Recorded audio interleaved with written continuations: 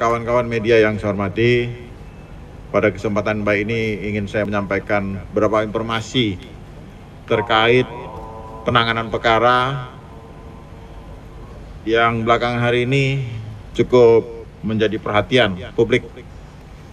Saya akan menyampaikan beberapa informasi terkait kasus pembunuhan berencana yang dilakukan oleh para tersangka.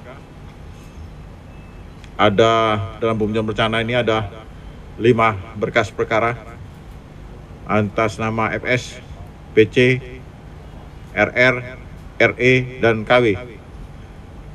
5 tersangka ini setelah kami menerima berkas perkara dari penyidik, beberapa waktu lalu memang kami kembalikan kepada penyidik untuk diperbaiki sesuai dengan petunjuk-petunjuk yang disiapkan oleh jaksa peneliti. Kemudian berkas kemarin itu balik lagi kepada kami. Sesuai dengan ketentuan perundang-undangan, Kitab Undang-Undang Hukum Acara Pidana, jaksa meneliti kelengkapan berkas perkara, kelengkapan formil dan material dari berkas perkara itu.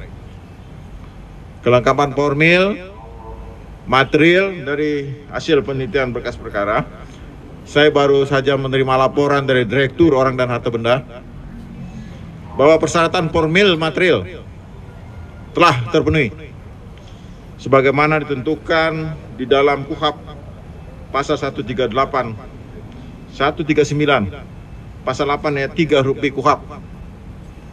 Penyidik menyerahkan tanggung jawab tersangka dan barang bukti pada jaksa untuk segera disidangkan. Saudara-saudara sekalian, kawan-kawan, dalam penelitian berkas perkara, kami sesuai dengan ketentuan acara pidana mempunyai waktu untuk meneliti berkas perkara itu 2 minggu. 1 minggu ada sikap. Ini saya perlu sampaikan pada saudara-saudara sekalian bahwa hubungan koordinasi antara penyidik dan penuntut umum, hubungan koordinasi antara Kabar Reskrim dan Janpidum berjalan secara efektif, sehingga yang selama ini berkas perkara bolak-balik, kami tidak ada bolak-balik. Pemenuhan petunjuk melalui koordinasi dan konsultasi yang dilakukan secara efektif antara penyidik dan jaksa peneliti, sehingga perkara ini pada hari ini kami nyatakan lengkap untuk kasus pembunuhan berencana. Berikutnya ada kasus lain 7 perkara, 7 berkas perkara menyangkut, kalau saya ikutin media itu ada diatur di dalam KUHP pasal 221 dan 233 yang orang awam menyebutkan sebagai obstruction of justice. Pasal ini disangkakan, ini perlu saya sampaikan para saudara-saudara sekalian, adalah karena menyangkut Undang-Undang IT. Undang-Undang IT, Undang-Undang nomor 19 tahun 2016. Khususnya pasal 32 dan 33 Jungto 48 dan Jungto 49 Undang-Undang IT tersebut. Kenapa? Ini karena yang dirusak adalah barang elektronik, bukti elektronik, sehingga kami menyangkakan berdasarkan petunjuk jaksa kepada penyidik dan penyidik memenuhinya, sehingga yang dipersangkakan nanti yang terberat primer adalah Undang-Undang IT, dan berikutnya kami juga menyangkakan subsidiar undang-undang yang diatur dalam KUHP. Dan perkara seperti ini perlu saya sampaikan pada kawan-kawan,